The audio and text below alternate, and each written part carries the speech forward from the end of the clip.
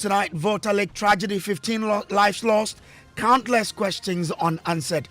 We assess government's proposal to introduce new regulations that would make it compulsory for individuals traveling to and from the 150 inland or islands in the Ofori region to wear life jackets. That have these islands on them, educate them, and do bylaws that anybody who have to stay on the island should have a life jacket.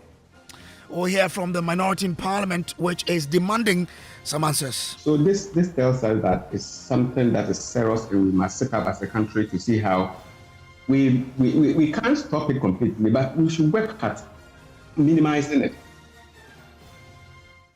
We have details of all of this coming up here on Top Story, brought to you always by Telecel Connecting Energies and also by Shield Pension. Trust into the future with you.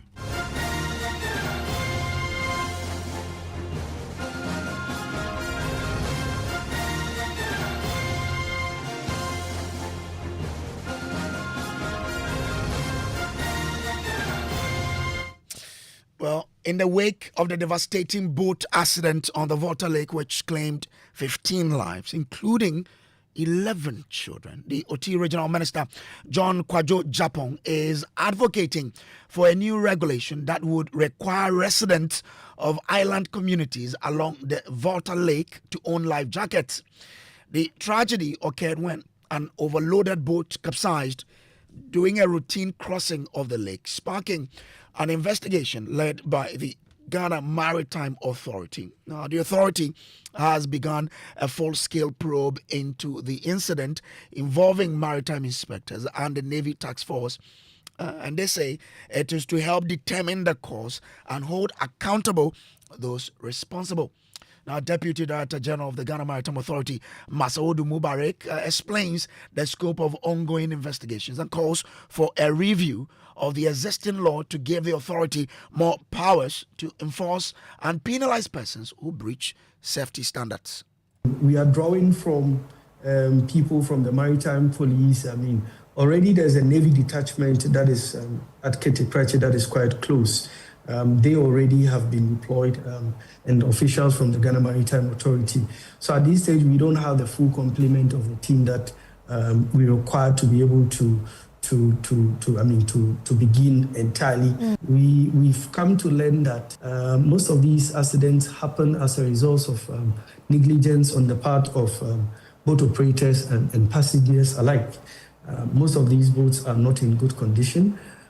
Most of the times when these boats navigate water bodies, you would see that the boat operators and the passengers alike do not wear life jackets. So we are intensifying our education and awareness raising on this. It will interest you to also know that we are a bit handicapped when it comes to the legal backing that we require to be able to make enforcement of some of these provisions. For instance, we are still working on an act of parliament that really would have in it all the regulations for us to really have the power to be able to enforce.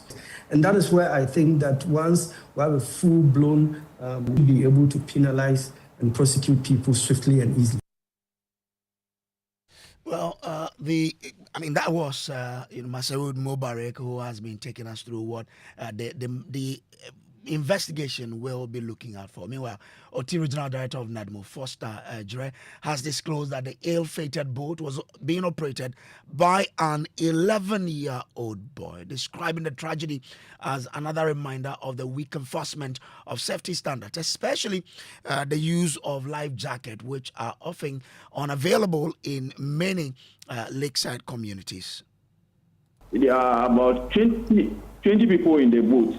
So the boat capsized and 15 of them died and one is missing up to date. We didn't find the body. The people who are that we send them, the police investigation are part of us before we are doing the Navy. So when we find the body, we are able to identify them. They are just a community member from Okuma. So we are able to identify them. Nadmo, the key question here is safety on water transport. These persons, we understand, didn't have life jackets on. How come there are no life jackets? We have life jackets given to the commercial boats. We normally, organization and NADMO normally give a life jacket to commercial boats. And the boat that they are using is a boat that they use for fishing. It's not other big. So you can see that the people who are on board are kids. So only 3 adults who are part. One is 68 years, 48, and 36. The rest are 12, 2 years, 4 years, and 11 years. Even the guy who is even handling the boat is 11 years. Well, the minister is also revealing that monitoring by the Ghana Maritime Authority in these communities has been lacking. That's what the minister, the Ofori regional minister, is telling us. He says they are also under-resourced. Listen to him. The issue is that we have to send people to go and talk to the family members, the bereaved family members, of which 7 of them come from one house and the rest from other members of the place. This particular one happened when a family that has an extended family in another island was going for a funeral, and this thing happened, So the problem is about how to educate, these young ones and the family members who are on the island. It is a very difficult problem, to be frank with you, because the people who are on the islands, it's not like they are at one place where you can, monitor or even, educate them.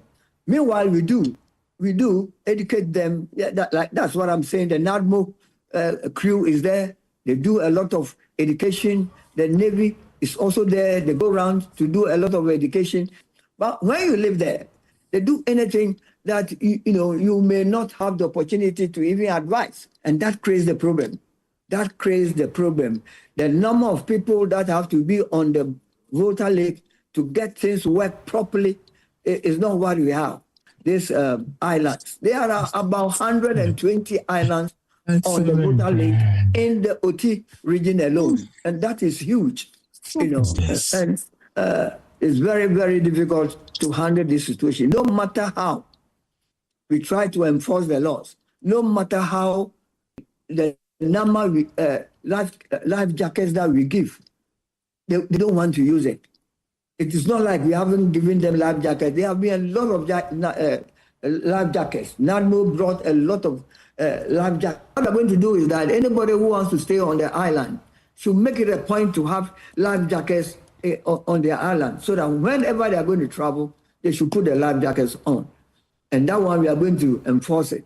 If you come around and you don't have life jackets, and we know that you are from the island or whatever, and you come to where the enforcing agents are, who have to take you on, so that at least we have to start enforcing the rules regularly. Yeah, we want to fix it. We are going to get all the municipal assemblies that have these islands on them, educate them, and do bylaws that anybody who have to stay on the island should have a life jacket.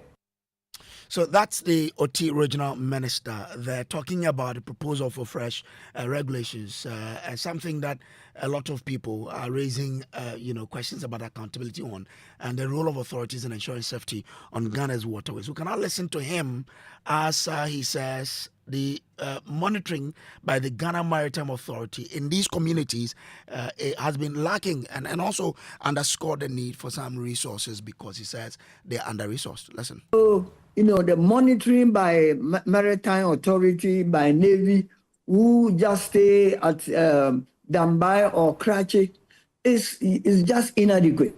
Unfortunately, the number of people, maritime workers are few. They are very, very few. They come and they are at Dambai. You may get them at Karachi West. They are few. And they have, let's say, a few boats themselves. The Navy has a rescue boat at Dambai. They may have it at Karachi too. But this is not enough.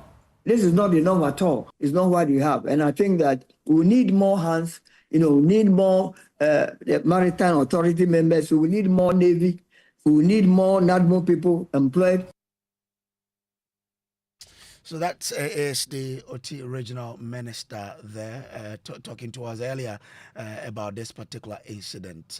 This is still top story brought to you by Telecel and Shield Pension Trust.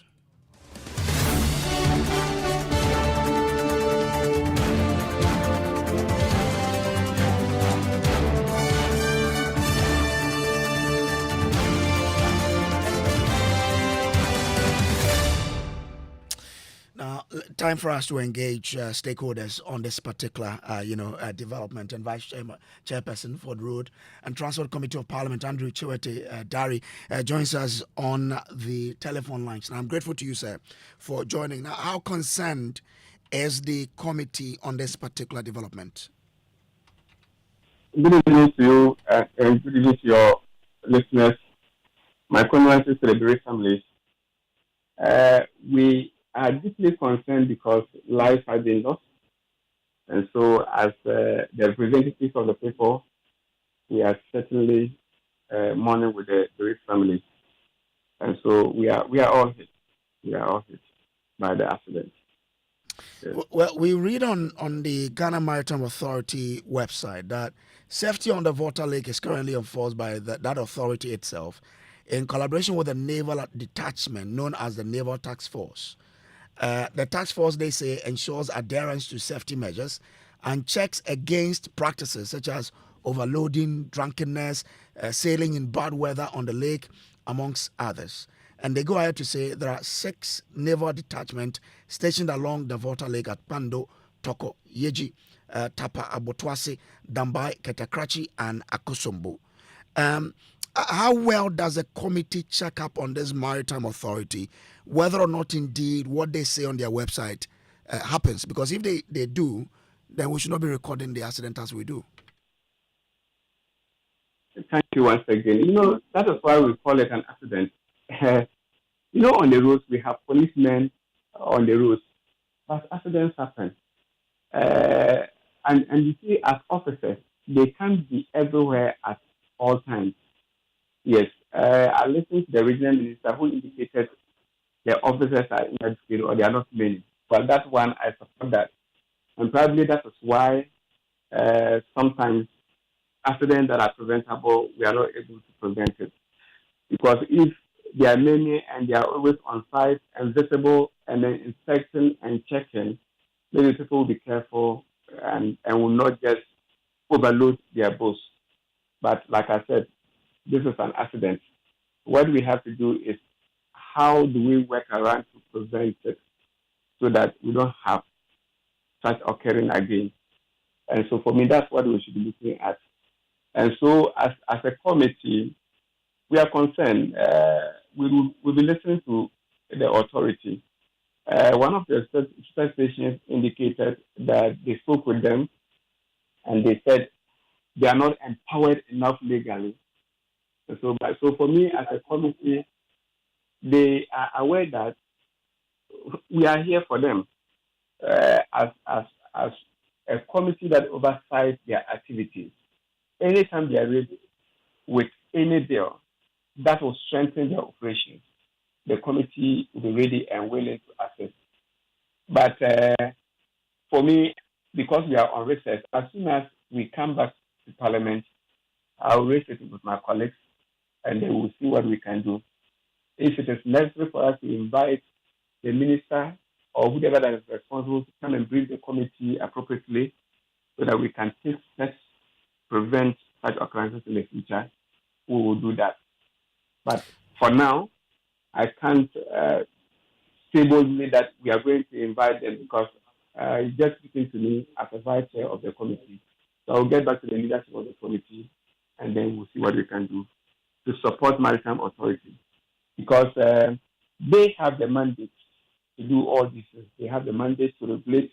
They have the mandate to supervise. They have the mandate to monitor, to ensure safety on our waters.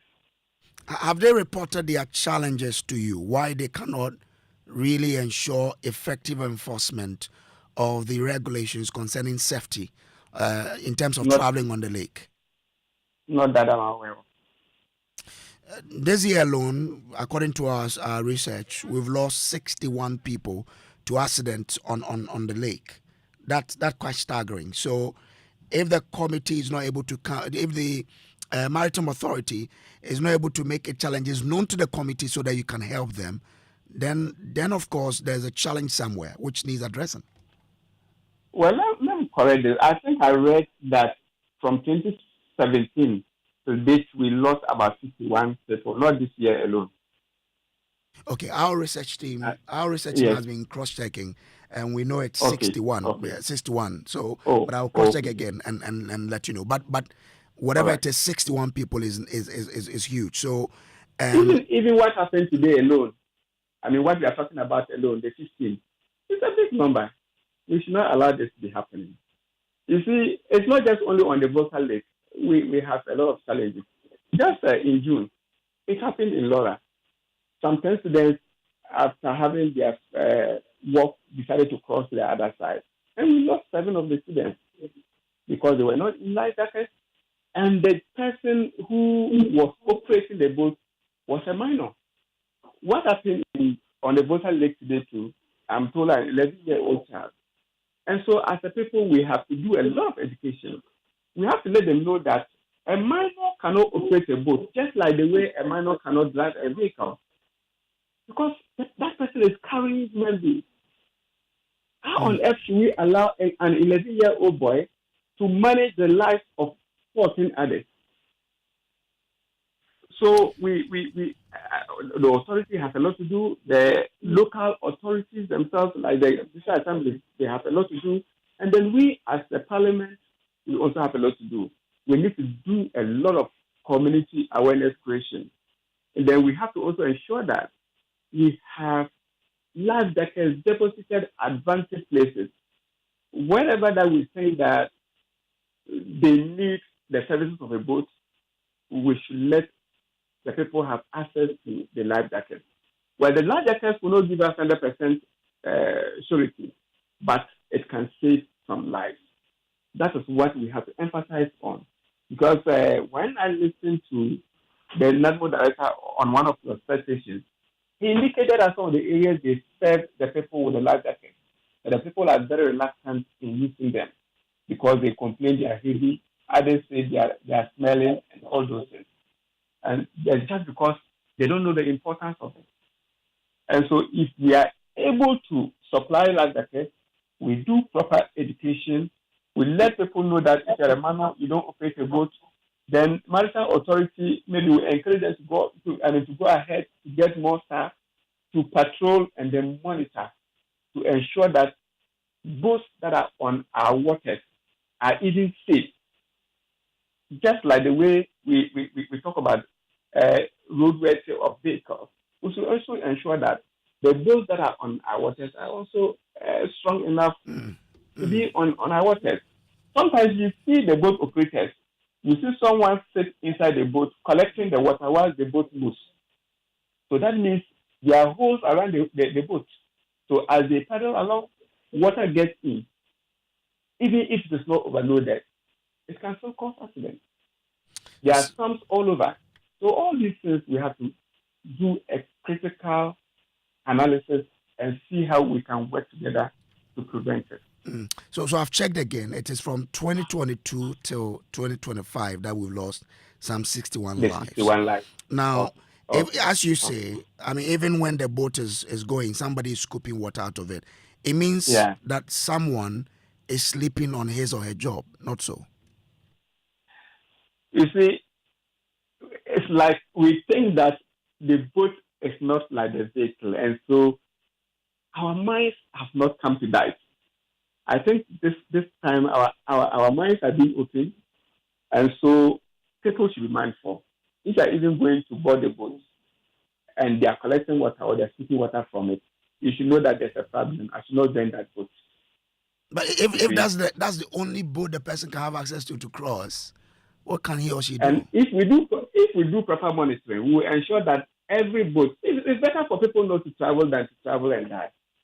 And so if it's the only boat and we think that boat will not let you leave, should we allow you to board it and then die on your way. But You should be able to prevent that. who should do this monitoring? Yes, like we indicated, if it is that maritime authority need to deploy more staff to the areas, then that's what will encourage them to do it. Their families, like I said, all their families, they have electoral area, assembly members, they have unit committee members. There are people that they can empower with some kind of training so that they are also able to disseminate information to both users. Do you support the regional minister's call that they are going to enact a bylaw or bylaws that would enforce that everyone living on any of these islands should own a life jacket? Not everyone can get a life jacket. We should work at supplying them if that is the case. And then once we are able to supply them, we insist that before you sit in a boat, you must wear your life jacket. Okay, because it's not easy to come by the life jacket. So if you want to say that all people living in overseas areas or islands should have life jackets, what about those who cannot afford? And so as a people in leadership position, we should be working at getting those things supplied to them. But if they are commercial boats, that's when we can enforce it. We can ensure. Once you are using it for a commercial purpose, you should have some life jackets for your passengers. It's just like having seat belts in your car or your bus. When people are traveling, they should use them. I'm grateful. If it's a commercial boat, we can insist that the boat owner should provide that. But for farmers who use the boat to go and do their fishing and other activities, who cannot afford, even there are people who have money, but they cannot even access the life jackets to buy. And so we should work at supplying them. Okay, I'm grateful. Andrew Dari Chiwete is Vice Chairperson of the Roads and Transport Committee of Parliament. Foster Dre is OT Regional NADMO Director. He's been to the site. Foster, I'm grateful to you for joining us here. Hello, Foster, do I have you? Thank you. Foster, do I have you?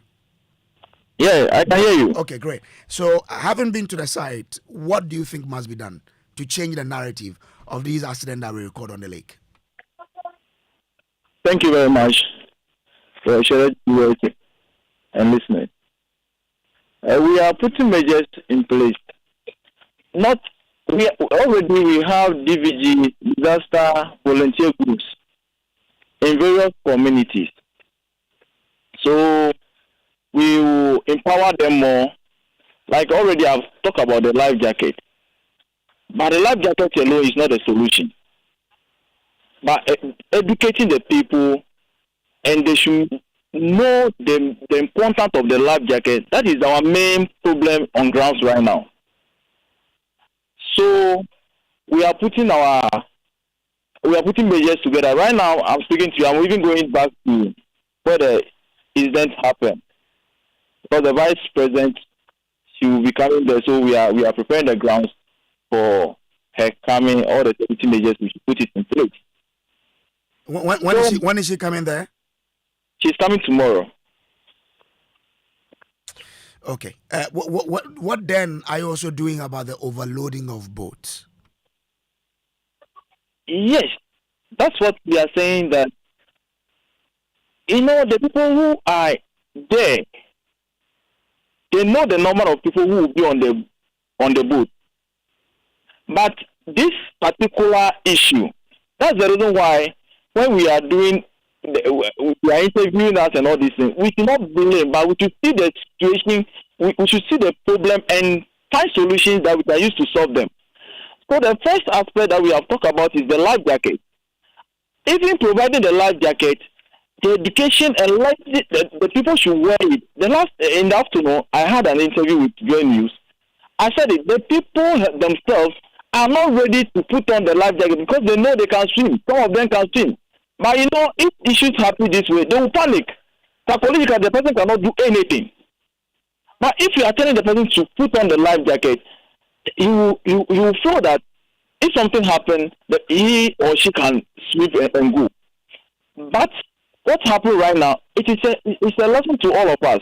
Okay. How are we going to put measures in place for us to not encounter this thing again? That is the main problem, that all of us to come on board. Okay. It's not about the providing of the life jacket alone, but how we should enforce the laws for it to operate. That is what we will all of us to come on board and see how we are going to do that. Okay. All right. First, I'm grateful to you for joining us here. Foster Jire is OT Regional Director of NADMO. Dr. Nanaya Koda is Executive Director of the Bureau of Public Safety. Doc is joining us via Zoom. I'm grateful. So you listened to the Director of NADMO there, as well as Andrew Chiwete. The NADMO Director says the issue is about the people not willing to wear the life jacket. How do we cross that problem if that is what it will take to save people from dying through these accidents?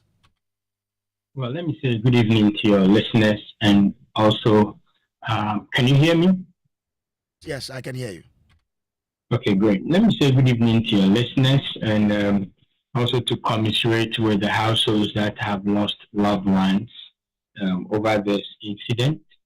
I have heard copiously, and I think the two gentlemen who spoke before me have been very consistent. I think this is about the third sister station we are speaking on, and they've copiously insisted that we should not lay blames or apportion blames to anybody. What the Bureau of Public Safety is doing is not to apportion blames, but to call for, a system of proper accountability.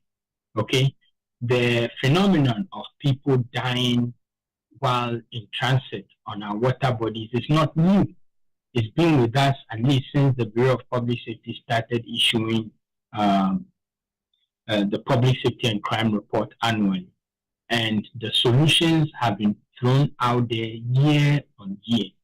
And so if at this point we start calling for accountability, we start calling for heads to roll, we start asking tough questions, I hope that they understand the context of our calls and the context of our ranting. So let this not be that anybody think that this is about them, but it's about getting justice for citizens who go and board a boat, unknowing to them, nothing has been done, and then they end up losing their livelihoods. Number two, I would want us not to reduce this to just life jacket, because I've heard the OT regional minister, and myself, I'm a son of OT. I'm from Tapamanya, a few miles away from Abotuase. So I'm very concerned about this, considering that some of these incidents have occurred in that region as well. This is not the first one for OT. So I want to place that on proper record, that the regional minister insists that we must provide life jackets, and then for everyone. And then in that same interview, he goes ahead to say there are people on the island who the whole year may not even cross the river to any place. So what is the rationale in making sure, in saying that you are going to issue a law that's going to mandate everybody to own a life jacket? That's neither here nor there. And then there comes the NADMO director also suggesting that the life jacket is the first.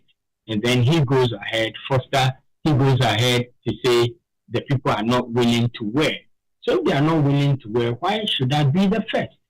So what I am trying to point to is we are kind of trying to fight fire in this instance, and that should not be. So what fighting of fire over the years has not helped. So for you, Doc, so what must happen so that all these happenings reduce? Well, I will tell you that in the first place, we must institute a licensing regime for water travel. We must have that regime in place that we will regulate not just life jacket wearing. We want to regulate the integrity of those vehicles on the water bodies that they are using to transport people. We want to make sure that we have a standard training for boat operators and sailors. We don't have anything like that in place. So before we start talking about life jackets and anything, let's institutionalize what we want to do. Let's have a regime in place. Regulate what boat, who is inspecting the boat? Okay. How periodically are we inspecting? What training do we give to our boat operators? And then we can start thinking about life jackets and everything. But as of now, there's nothing in the space.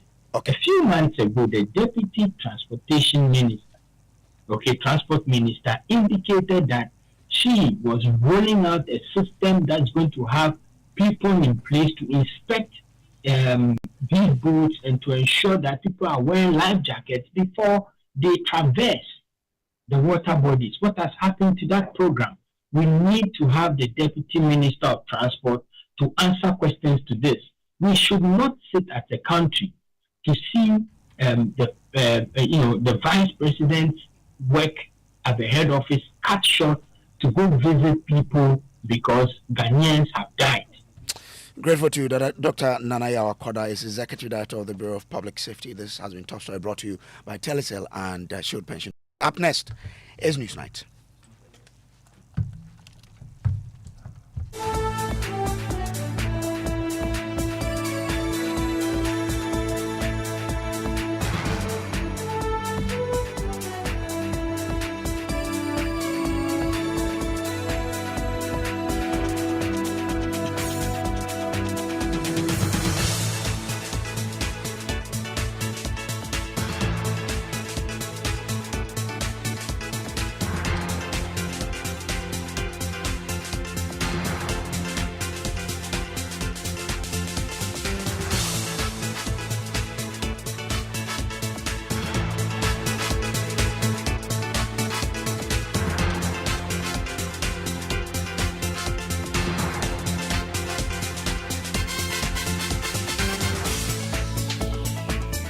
Hello, everybody. Good evening and welcome to Newsnight. We're live from our studios here at Joy 99.7 FM in Accra. We're also live on Love 99.5 FM in Kumasi and on over 30 affiliates across the country. Well, coming up tonight, Health Facilities Regulatory Agency HEFRA cracks down on rogue clinics, shut down 10 facilities operating without proper authorization.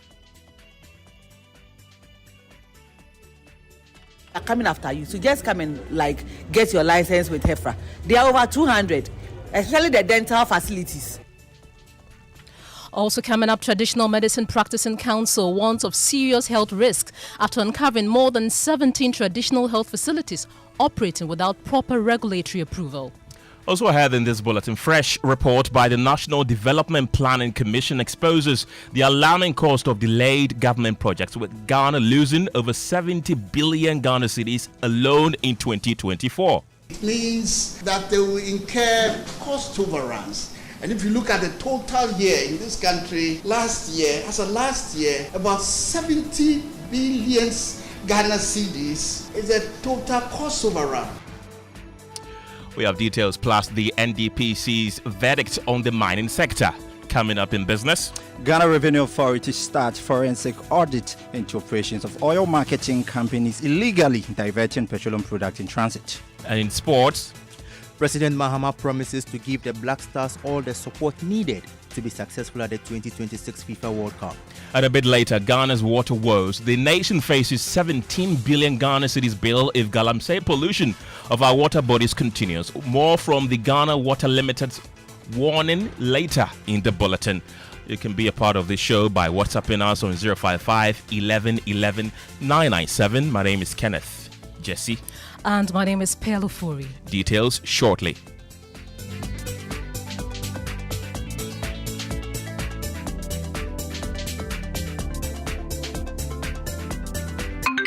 You get them. I get them. I send them. I get them. I pay them. Telecel cash. I get them. I take them. Telecel cash. You get them. I send them. Telecel cash. I send them. You get them. Telecel cash. I get them. I buy them. I take them. I pay them. I send them.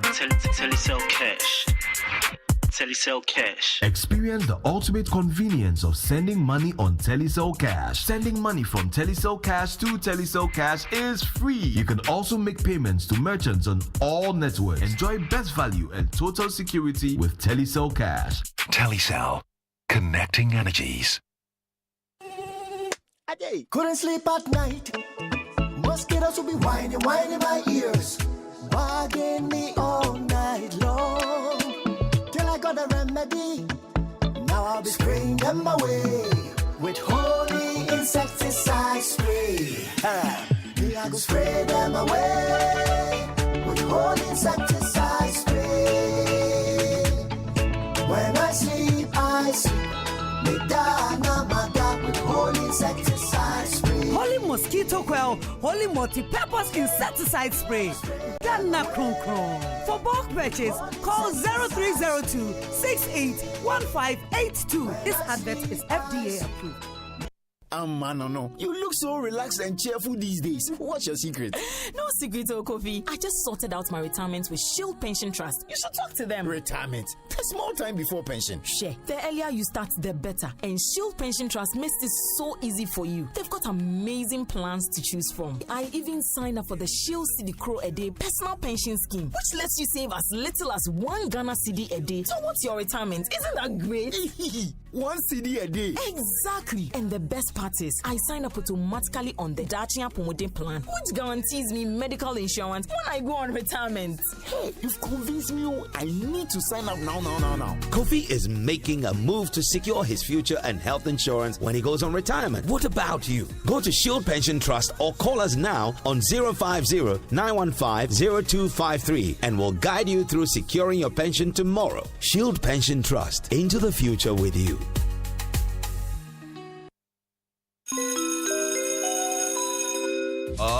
Announcing Ghana's first unlimited photocopier leasing. Yes, from just 983 Ghana cedis, you can lease a multifunctional photocopier and print unlimited. Yes, unlimited and free paper every month. Guess what? That's not all. Toners, repairs, and maintenance all are free. And oh, I'm not kidding at all. And we cover the whole country. Yes, the whole country. What are you waiting for? Just visit us at www.valexlease.com or call 0244 644048.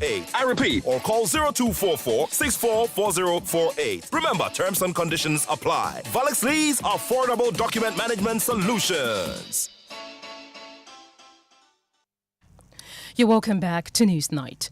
Now, in a bold move to safeguard public health, the Health Facilities Regulatory Agency, HEFRA, has launched a nationwide crackdown on unlicensed and non-compliant health facilities, closing down 10 clinics operating without proper authorization. This enforcement exercise targets over 200 healthcare centers, including clinics, laboratories and maternity homes, deemed unfit to provide safe medical care. HEFRA's proactive stance aims to uphold national health care standards and protect citizens from substandard medical practices. Well, the agency's public relations officer, Christabel Ayram, said they will not tolerate any compromise on public health, vowing to shut down facilities that fail to meet regulatory requirements. There's frustration there. See, when you go, they don't tell you anything. This one alone, the last time I went to the office, they say it's 32,000, 3,200 for these people, those who came here. I've forgotten the herbal traditional medicine. Yeah, but all the other associations, you pay your dues, you pay memberships, so many things. You understand? But nobody actually find out what you do, what you sell, and what you make. They just say, come and pay. Now that they've come for your things, what is your next action to take? I'll go and sit down with them and negotiate with them. If they can help me to register the thing properly so that I can sell in the open market, fine. You understand? Because I have so many companies. It's going to be about. Both today and tomorrow, we are locking down facilities that are unlicensed. So any facility that is unlicensed by HEFA, we are coming after you. So we are advising those who are unlicensed that they should come to the HEFA office. We are at Edum opposite Opoku Trading. And then there's a team on standby. Once you meet all the requirements, they'll do an inspection because it's a special exercise. We have a team on standby that will do the inspection for you, pay incline. And once we do the inspection for you, and then you meet our requirements, why not? Your facility will be open to the public. That is the only thing that would save anybody. Aside that, it is no license, no operations for health facilities. How many facilities are we looking at? Oh, for the Ashanti region, they understand the facilities that are not licensed. There are more than 200, and we'll close all of them down. All of them. We are not even sparing one. So once you are not licensed, we are coming after you. So just come and get your license with HEFRA. There are over 200, especially the dental facilities. They say they are called dental, whatever they are called. Like, I don't know, most of them are dental, even though they don't call themselves clinic. They are, most of the people who practice in those facilities are not even like practitioners. I don't even know how I think some of them claim they learned on the job. Some of them claim their mothers taught them, their fathers taught them. And I mean, these are people's health. You don't operate. You don't do that with people's health. Okay, so we are coming after all of them. So they should just come to HEFRA and do the right thing. We are regulators. We don't take pleasure in locking down facilities. But where you are wrong, because it has to do with people's health, we will take you on. Thank you. Yeah.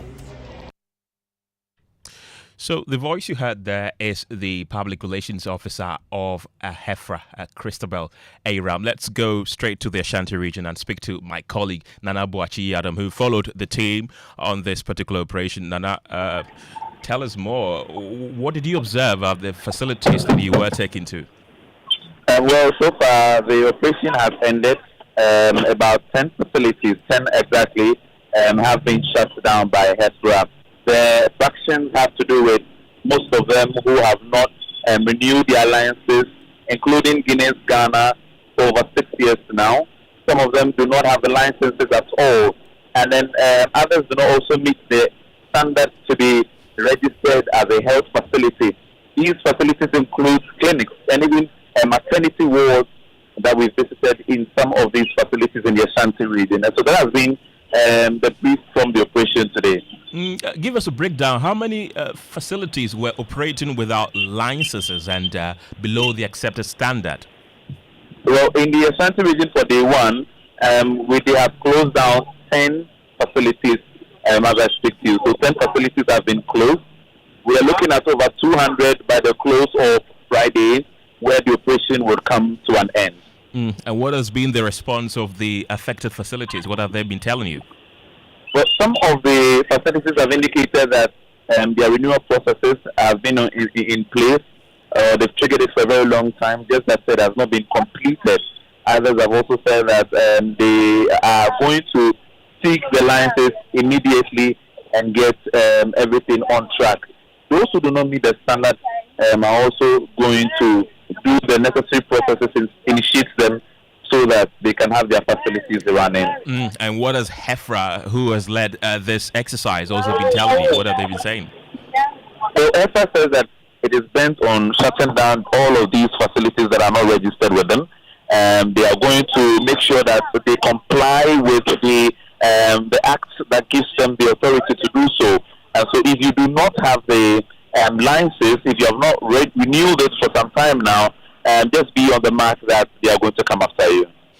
Nana Boachi Adam, thank you very much for this update.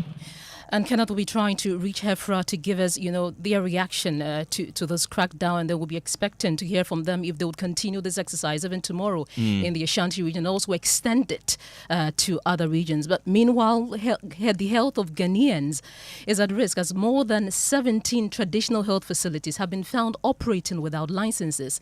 That's according to the Traditional Medicine Practicing Council, which today launched a major enforcement clampdown in the Greater Accra region. The operation targets massage centers, gymnasiums, chiropractic clinics, traditional healing centers, and other outfits accused of flouting regulatory processes.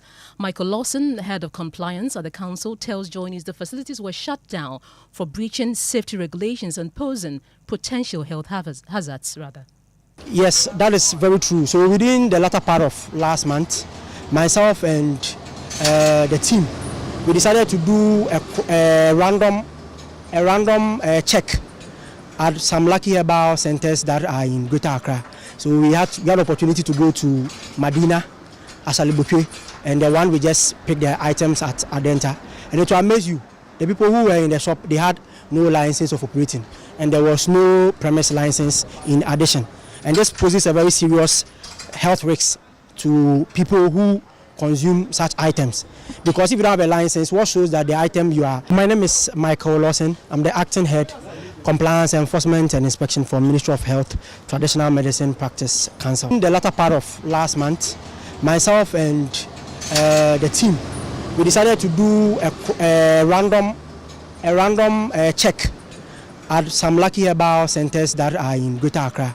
So we had the opportunity to go to Madina, Asalibukwe, and the one we just picked the items at Adenta. And it will amaze you, the people who were in the shop, they had no license of operating, and there was no premise license in addition. And this poses a very serious health risk to people who consume such items. Well, my colleague Stephen Mensah was on the ground with the task force and joins me with more. Stephen, what did you observe at the facilities during today's exercise? How many of them were closed down in total? Well, so we have 4 herbal facilities, 1 spa. What we observed herbal facilities that facilities people. That means all their products. Stephen, can you reposition yourself so we can hear you clearly? So can you hear me now? Yeah, let's try again. So we visited 4 facilities and 1 spa. And what we observed these herbal facilities was that 2 of them were from export. That means the products they were selling were stable. The tax force confiscated the products, and these products are well prepared for sale. We also observed that the spa clients were currently engaging in their spa activities they came for to purchase. There's frustration there. See, when you go, they don't tell you anything. This one alone, the last time I went to the office, they say it's 32,000, 3,200 for these people, those who came here. I've forgotten the herbal traditional medicine. Yeah, but all the other associations, you pay your dues, you pay memberships, so many things. You understand? But nobody actually find out what you do, what you sell, and what you make. They just come and pay. Now that they've come for your things, what is your next action to take? I'll go and sit down with them and negotiate with them. If they can help me to register the thing properly so that I can sell in the open market, fine. You understand? Because I have so many customers. They are not interested in chemical things. But all the things that they sell in the drugstore, they are verified and certified. But I still keep. Now you heard some of the operators speaking to my colleague Stephen Mensah, and we'll try and also get more. We'll try and speak to the head of compliance at the council and also get more information from him. We really want to understand why these institutions were allowed to operate for so long without regulation, Kenneth. Well, indeed, Pearl. Let's still stay on health because the nation's healthcare system has sidestepped a potentially devastating industrial action as the government has successfully secured clearance and commenced the migration of hundreds of unpaid junior doctors onto the public payroll. Well, the critical development was announced today by the Health Minister, Kwabena Takando, who confirmed that the prompt intervention was designed to resolve the recurring issue of newly engaged doctors working for months without remuneration. And my colleague Fatao Bayaga was there and has joined me in the studio with more. Fatao, what more can you tell us? So the minister says that he understands the challenges that these doctors have been going through over a period without salaries for this period. So that's exactly why he is taking steps to ensure that they fix the challenges. But he did not really, give a timeline as to when they would clear these areas. But he said that it will be done very soon. The minister noted that the ministry understands the challenges the affected nurses and midwives have been facing, having gone without salaries for about 10 months. He assured that Cabinet has approved for the finance minister to clear the arrears of some 6,500 nurses and midwives by November. As I speak to you now, that about 6,500, that will add up to the 7,000 already being paid, making 13,500. That's allowance. That's over 6,000. Cabinet has approved that with immediate effect, starting from November, the Minister for Finance must pay them. The minister also noted that the ministry has secured clearance and has commenced migrating hundreds of unpaid junior doctors onto the public payroll. You recently had some junior doctors threatening to go on strike. They have started work without clearance, without salaries, without pay. Again, we collaborated with the Ministry of Finance And as I speak to you now, we have succeeded in getting them clearance and they are being migrated onto the payroll. Stephen Kojo Tachia, convener of the Coalition of Unpaid Nurses and Midwives Association, expressed excitement following the Health Minister's assurance to clear their 10-month salary arrears. So yes, I would say we are excited with the response from the ministry because we brought a petition, and in response to the petition, the minister has assured us they have had a go-ahead from Cabinet to start paying us in the coming month, that is in November. And with that, we say thank you to the minister and the ministry. We are really excited. When asked about his decision to grant the nurse clemency after the latter allegedly used inappropriate words against him, the minister said the step demonstrates acceptance of divergent views and should not encourage irresponsible behavior. I'll urge the Director General of the Ghana Health Service to temper justice with mercy. This is not to encourage anybody to act irresponsibly. For Joy News, Fatah Bayaga, Accra. Well, let's take you to our earlier story where HEFRA has closed down over 10 health facilities in the Ashanti region for failure to renew their licenses, and speak to the public relations officer for HEFRA, Christabel Airam. Thank you very much for your time this evening.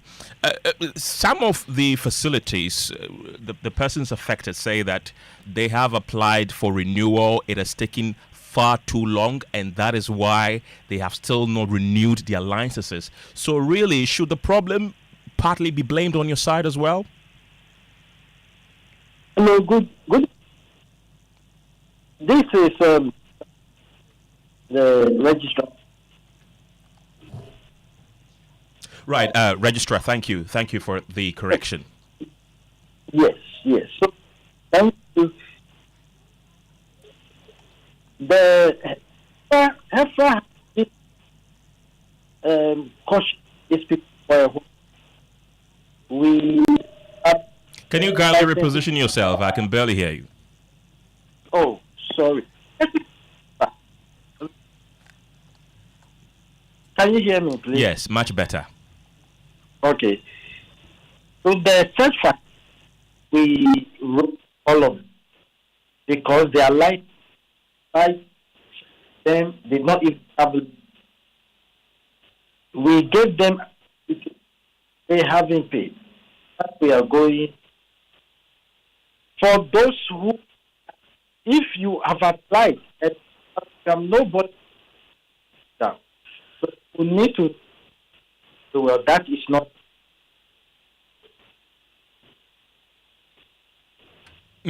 So, tell us the status of the health facilities that you closed down. Is it that most of them have failed to renew their licenses, or most of them have never even had the license to operate in the first place? Thank you very much. Some of them, the license to operate, and for most of that, to operate without a license, because they will not go.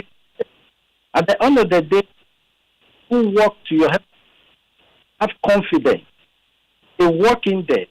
They're going to replace and everything we have saved make sure that are unnecessary. So some of them have the license at all. Some of them have the license has been applied. There were some very structural challenge. Some were existing, so we had to close. And how long is this exercise going to last? So this exercise is going to last as long as necessary. But our intention is not, as a matter of fact, want to collaborate to help them comply. And so we are also seminars for them. We are actually the facility. We all see how we can help them Dr. Barr, so with the facilities that have been closed and the ones that will be closed, what steps really do they have to take for them to have their facilities reopen for them? Thank you. So your facility, what you have to do, then now you have yourself to regulate for inspection. Then the team will and do the inspection. Once we accept that you meet the minimum that's required and quality, then we will then open up the.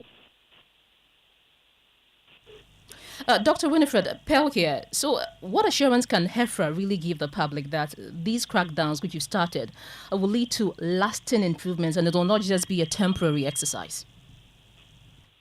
So, we are very, like I said, necessary. At the end of the day, Dr. Winifred, can you reposition yourself, please? Okay, sorry. Is it better? It's better. Let's try one more time. All right, thank you. So we want that this is going to be consistent. We are going to do all and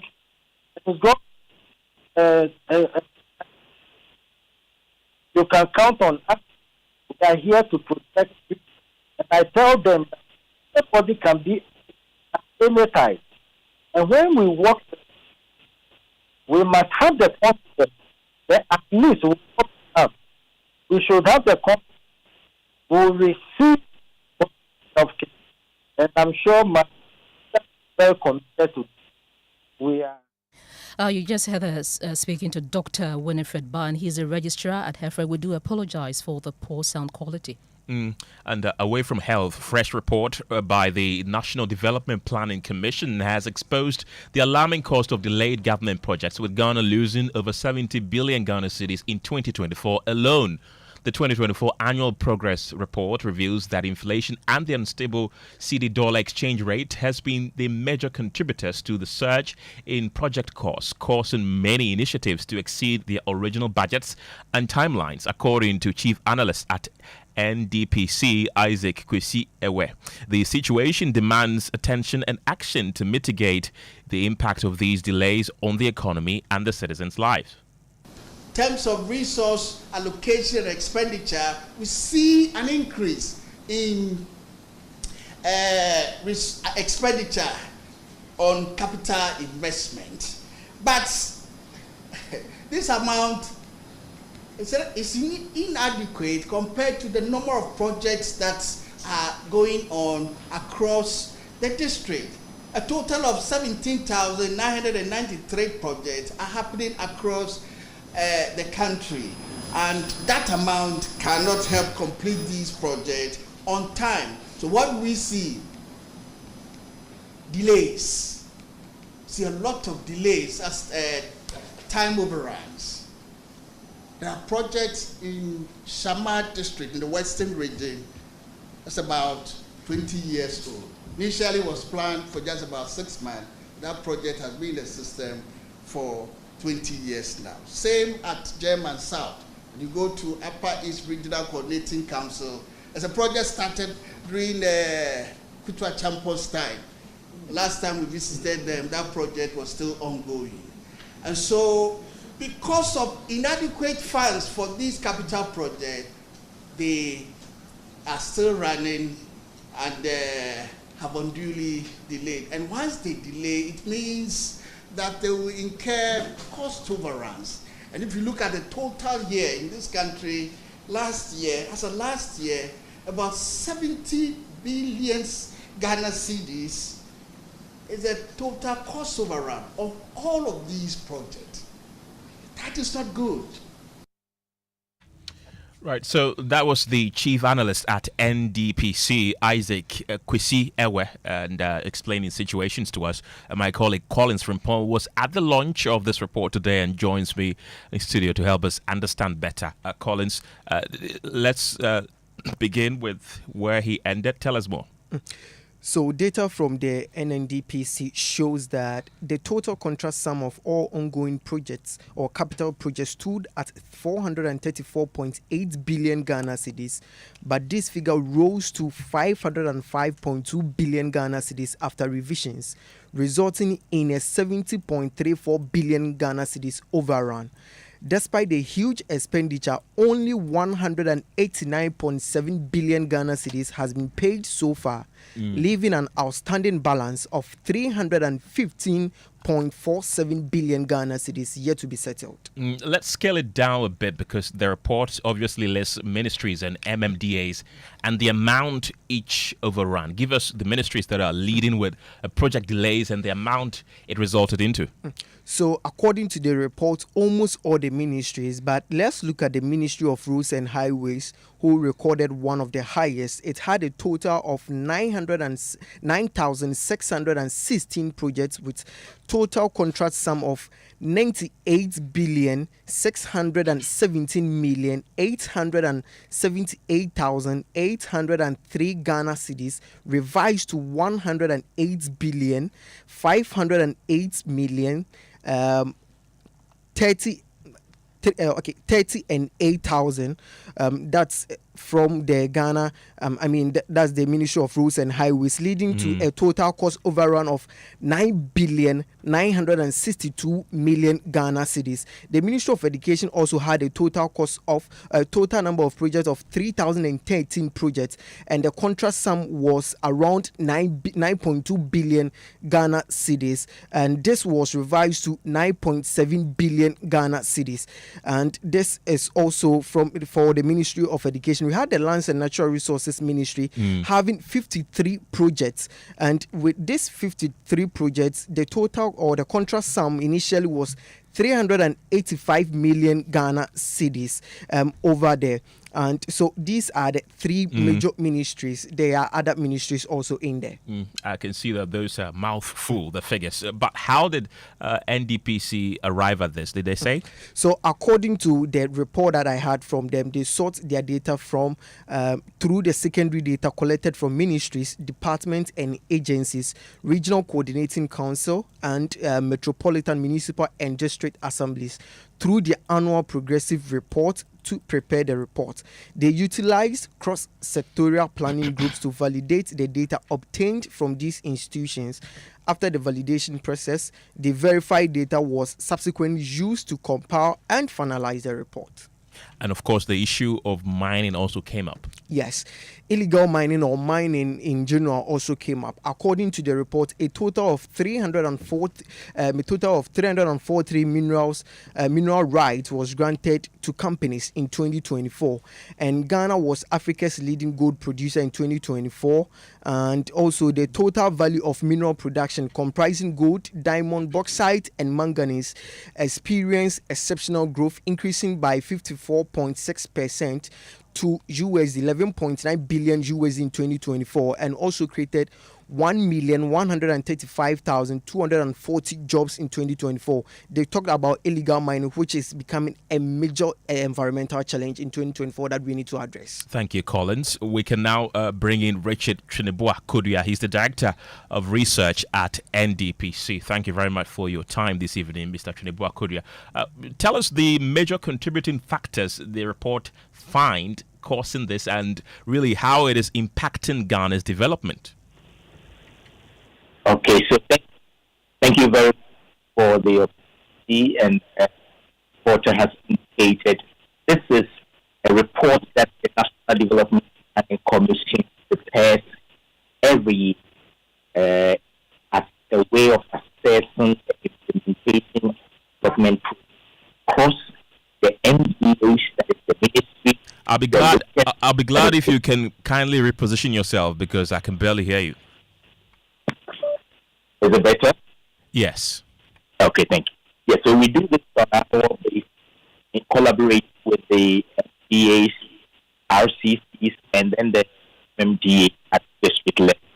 And I think the figures that you have reported are correct. We find in our report as well. These basically arise as a result of changes in the contract some are allocated to the various that are implemented by the ministries, departments, and agencies. And this is something that can be attributed to changes in inflation.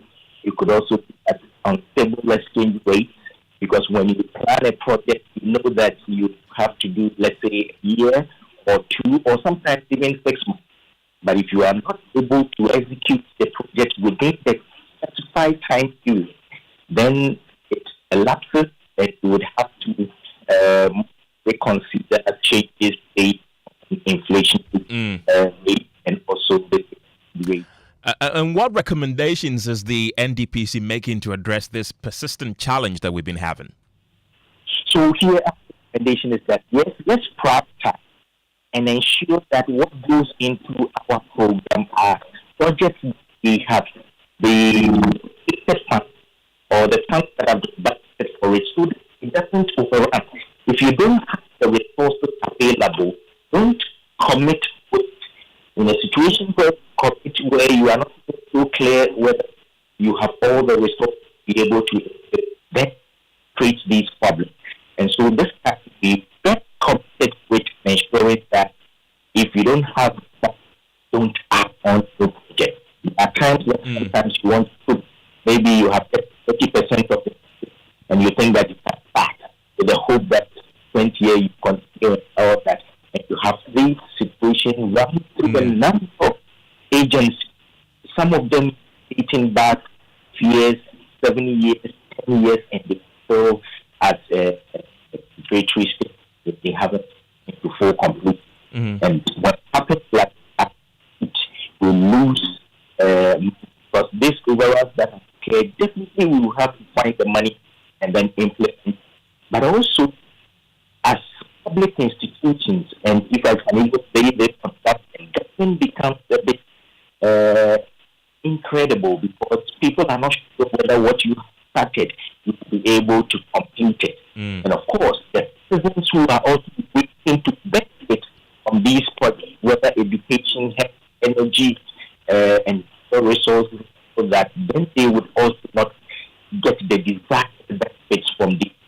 And so, want to tighten that process and the game so that you get all the funds ready and be able to do it within a time period. Richard Kojo, thank you very much. He's the Director of Research at the National Development Planning Commission, and that brings us to business. And James Ishen is here with the latest. James, what do you have for us? Hi, Ken. Coming up in business this evening, Ghana Revenue Authority starts forensic audit into operations of oil marketing companies illegally diverting petroleum products in transit. And Fitch Ratings warns profitability of Ghanaian banks could fall sharply due to lower interest rates. Business news on Newsnight is brought to you by MTN Business. Welcome to the new world of business. Kingdom Books and Stationery, your number one stop shop for all office essentials, Syntex tanks, and Pepsodent Herbal and Charcoal. Ah, Ma, have you received the delivery? See how the rider's bay. Send in the momo. Okay, star 176. Ah, power. Don't you use a smartphone? Use the momo app, ne? Huh? Abba app. Hey, I want to say a millennium, say millennial. Inim. Oh, millennium for ya nyaze. Switch to the app. Oh, you're smart. No, you're secure. Enter a world of possibilities with the Momo app. Pay your favorite merchant, pay utility bills, and borrow from our wide range of lending services. Move to the app side today. MTN.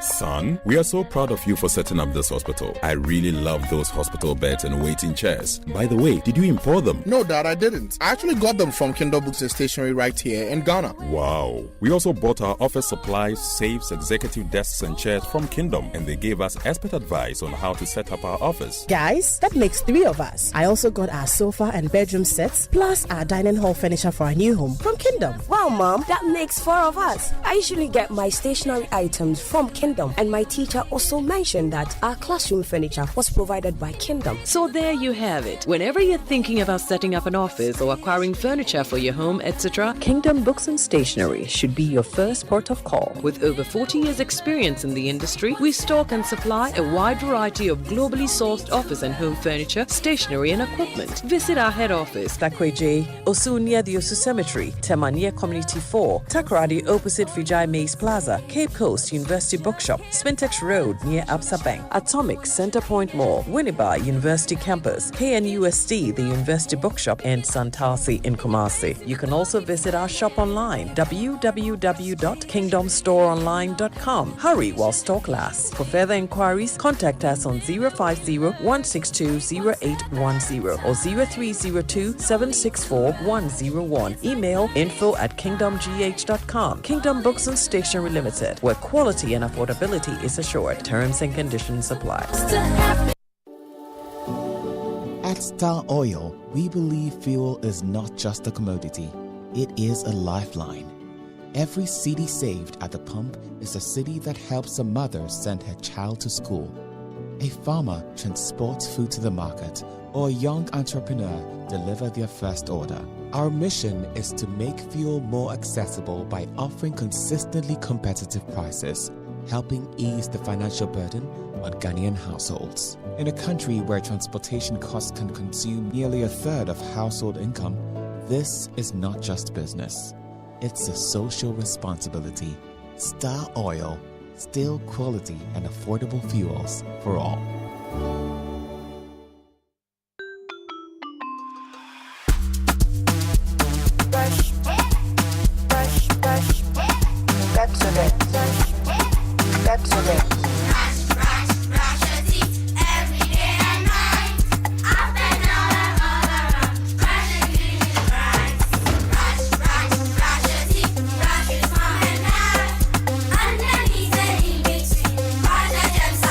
Brushing gets more fun with your kids with the new Pepsodent Kids toothpaste. Give your smiles protection that lasts. Grab yours today from a store near you. This advert is FDA approved.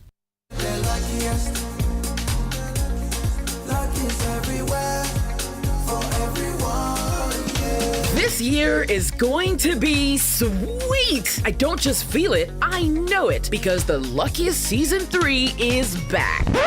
And I'm about to show you how to grab your golden ticket. Just dial *712# and follow the prompts to purchase your ticket. Or go to theluckiestafrica.com, hit community tickets, and pick your lucky number. Or let the system do its magic. Choose how much you want to spend from 1 to 5,000 Ghana cedis. You can even buy a ticket for someone else. Be someone's hero. Payment? Easy. Mobile money in Ghana or card if you're international. One ticket can turn one cedi into 500 times more. That's maths we love. Or your community go win 10 times more. So let's get lucky together because luck is everywhere.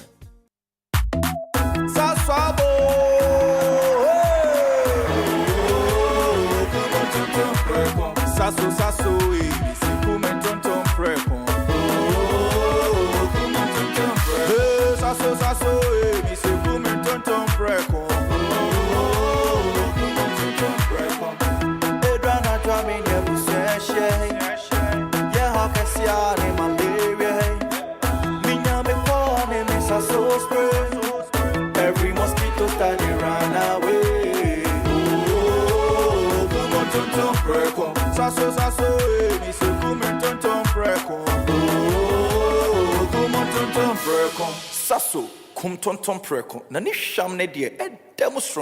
This advert is FDA approved.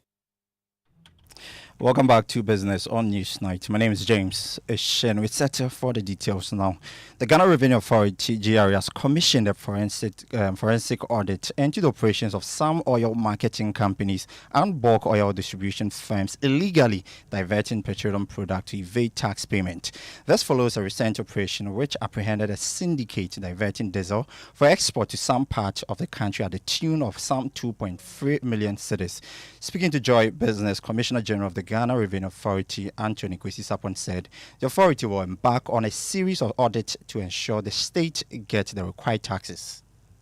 The GRA has also, in this respect, commissioned further investigation into the operations of some of the OMCs that have been identified and individuals that have been found culpable of tax evasion in this manner to ensure that we bring these activities under control or complete elimination so that we can safeguard the revenue to the state and prevent losses as we have seen from the operations that we have carried out in the past and also particularly in this instance. Anthony Kwesi Sapwan as Commissioner General of the Ghana Revenue Authority. Now, Fitch Ratings has cautioned that the profitability of Ghanaian banks is set to weaken considerably due to the impact of materially lower interest rate on net interest margins. Fitch Ratings, however, pointed out that the profitability will remain high by regional standards and continue to be a strength of the bank's standalone credit profiles. The following report has more. According to the UK-based firm, inflationary pressures have decreased significantly due to the Bank of Ghana's tight monetary policy stance, Ghanaian cedi appreciation, fiscal consolidation, and an improvement in food supplies. Headline inflation declined to 9.4% in September, the lowest level in 4 years, from 11.5% in August. According to Fitch Ratings, this encouraged the Bank of Ghana to cut the monetary policy rate by 350 basis points to 21.5% in September, following a 300 basis point cut in July. It expects inflation to moderate further in the near term, averaging 8% in 2026 and prompting further monetary policy rate cuts. Meanwhile, money market yields have declined significantly over the past year, with 91-day Treasury bill yields down to 10.2% in September 2025 from 25.1% in September 2024. This is due to excess liquidity and lower government cash financing needs. And that was a news desk report. Now, economist Professor Patrick Esumian is asking government to use the 2026 national budget to consolidate macroeconomic gains achieved so far this year. He gave the advice following the upgrade of Ghana's sovereign credit rating by Moody's Ratings. Ghana's long-term foreign currency debt was upgraded to CAA1 from CAA2, with the outlook changing to stable from positive. Professor Esumian cautioned that there is more to be done to alleviate the plight of the ordinary Ghanaian. In terms of direction, it means that we have been upgraded. It's an improvement from where we are. But look, our new rating is now improving. The fiscal situation is improving. The overall macro situation is improving. So it's signaling to investors that things are getting better. It doesn't necessarily mean that we are out of the woods. And I think that's really how we should read it. Confidence should be there, but the confidence has been improving, at least from the domestic front. When you look at the economic statement, that the economic data that BOG has been releasing, the summary of economic and financial data, you do see the improvement in consumer confidence and business confidence, primarily domestic.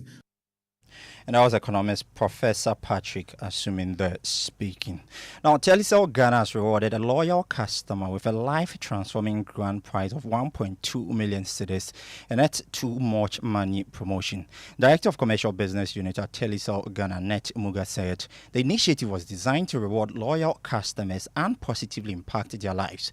She made the remarks during a ceremony to announce the winner at the Makola Market in Accra. So excited to see the joy fest, so excited to see the reaction from the crowd, and above all, so excited to know that the 1.2 million is going to change someone's life, and this was the reason why we did this promo. And someone may really ask why. One reason was we wanted to give something that will change someone's life, but again, the bigger objective of this promo was to really give thank you to our customers. Telecel Ghana is growing with Ghanaians, and we wanted to give something in a bigger way and making everyday usage more meaningful.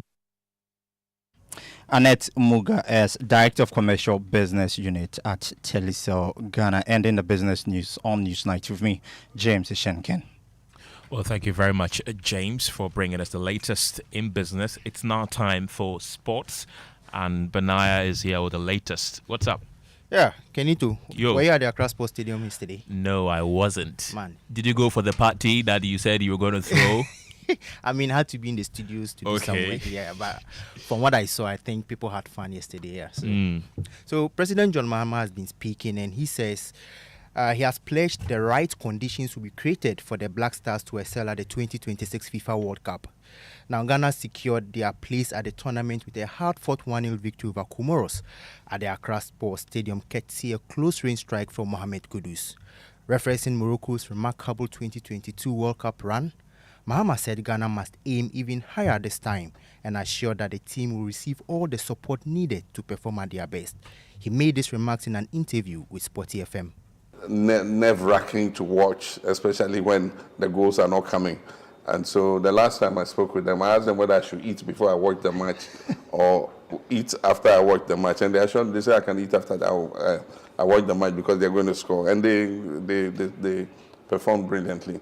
So to me, I'll be watching them every step of the way.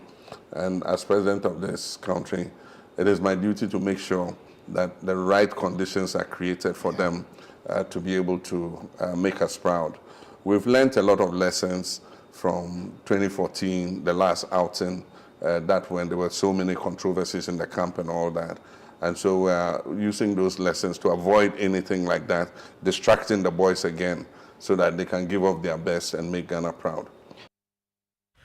All right, over to you, Kenneth. I think it was an interesting game, wasn't it? Yeah, very interesting one. And one thing that stood out in this interview was Mama said he's going to make sure the 2014 incident doesn't happen again. Do you remember what happened in 2014 where I do. They flew some money with their private And interestingly, jets, he was president then too. With John Mensah kissing the bundle and all that. Yeah, so he says he's going to make sure that this time it doesn't happen and all the right conditions will be created to make sure the boys perform next year at the World Cup. Thank you very much for bringing us the latest in sports there. Let's bring you more stories tonight. And Ghana Water Limited has sounded the alarm on a ticking time bomb. If environmental degradation fueled by illegal mining continues unabated, the company's operational cost could balloon to a staggering 17.7 billion cedis by 2030. Well, the corporates behind this impending crisis are polluted water resources, currency depreciation, and infrastructure damage, all of which threaten the sustainability of Ghana's water supply. And Pearl, we know the devastation that this illegal mining is causing us. And in the studio with me right now, a member of our research desk, Caleb Ziblim, has joined me to help us unpack what's fueling these surging costs and what it means for consumers. Caleb, let's start with this. Really, how did they arrive at this staggering figure? Okay, Ken, so I think we all remember when the Ghana Water met with PULC and they said they wanted some 281% increments in water tariffs.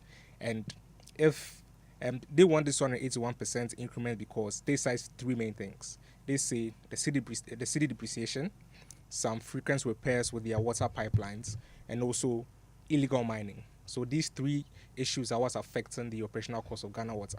And this year, 2025, Ghana Water is expected to spend about 8 billion Ghana cedis on operational costs.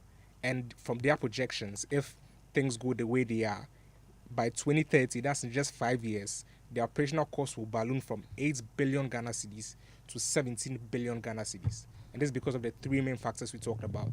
Illegal mining, the city depreciation, and also some frequent repairs on their water transmission lines. And really, what steps is Ghana Water taking to manage these costs and ensure value for money? So according to Ghana Water Company and in their submission to PRC, they say that they will make sure that they implement some frameworks around their contracts and make sure that there's value for money with all the contracts. Also, they'll prevent any demurrage coming from their shipment of goods into the country and prevent them from staying at the ports overnight. And also, they will ensure security at their stores to prevent thefts and pilfering. So this is according to the Ghana Water Company. Caleb Ziblim, thank you very much for that update. Pearl? Well, President John Mahama has emphasized the need for stronger alliances built on shared values, stressing that nations upholding multilateralism should unite in the face of global uncertainty. This call to action came during a bilateral meeting with Chinese Premier Li Qian. Presidential Affairs correspondent Maxwell Agbagba has more. 预祝这次峰会圆满成功，谢谢大家。 Thank you. The Global Leaders Meeting on Women, hosted by Chinese President Xi Jinping and UN Women, has brought together world leaders on the 13th and 14th of October to renew the spirit of the 1995 Beijing Declaration and accelerate its implementation. This year's event holds special significance. It marks 80 years since the founding of the United Nations and 30 years since the 4th World Conference on Women held right in Beijing. Speaking at the opening ceremony, which had Chinese President Xi Jinping in attendance, President Mahama outlined key policies his government has introduced to promote gender equality and uplift women. A policy that reserves 50% of microfinance and small-scale loans funding for women entrepreneurs. Nationwide distribution of sanitary pads for schoolgirls to address their menstrual health and also prevent absenteeism from school. Free tertiary education for persons with disability, especially women, and the no academic fee stress policy for first-year tertiary students. The Ghana Medical Care Trust Fund, which is soon to start, will also ensure equitable access to treatment for non-communicable diseases, especially amongst vulnerable groups. Expressing optimism about Ghana's future, President Mahama said he's confident that the nation will in the very near future see its first female president. My country, Ghana, remains steadfast in its pursuit of gender equality and the empowerment of our women. Under my leadership and in my capacity as the African Union champion for gender and women's empowerment, the government of Ghana has continued to take decisive steps to mainstream gender across our national development policies. We've achieved historic milestones, including the election of Ghana's first female vice president and the unprecedented appointment of women to leadership positions in government, the judiciary,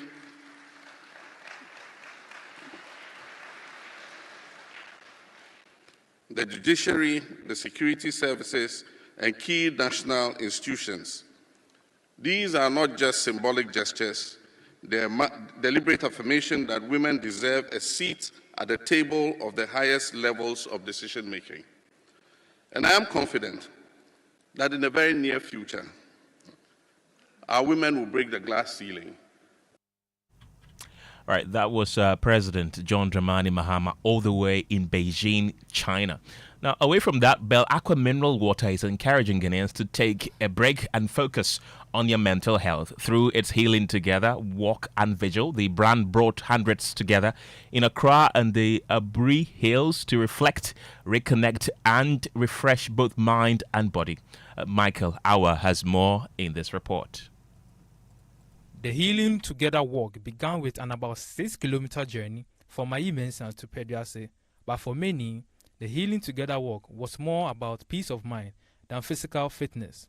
Hundreds of students, fitness lovers, and professionals joined the trek, symbolizing a united call to slow down and care for one's well-being. At the finish point, participants took part in games and cool-down sessions, turning the morning into celebration of joy and togetherness. A week later, the campaign shifted from high energy to heartfelt at the Healing Together Vigil, held at Alias Francaise in Accra, where music and laughter filled the night with performances from some Ghanaian artists and comedians. The event also featured mental health experts who led open discussion on stress, resilience, and importance of seeking help. In an interview with Chris Adu Sarkodie, head of marketing at Belacqua, expressed the essence of this initiative. With the objective of the brand, it's not just about producing quality hydration. We look out for the total well-being of the human being, of our consumer targets.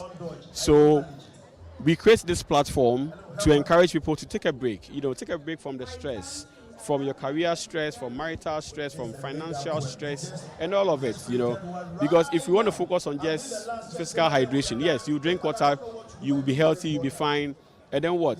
Your brain will not be functioning, you'll not be productive, you are depressed, you don't know where to go, what to do, and all of that. But we, on this day, every time, bring here not less than 7 experts, including psychologists and psychiatrists.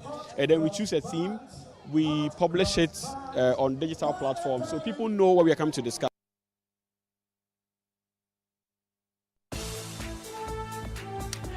So Kenneth, Belakwa is telling you to take a break. And when are you taking that break? Very soon. You'll see it. It's actually my favorite mineral water. You have to send a message to Evans. Well, that's how we wrap up News Night tonight. My name is Kenneth. Gyasi. And my name is Ofori. Have a good evening.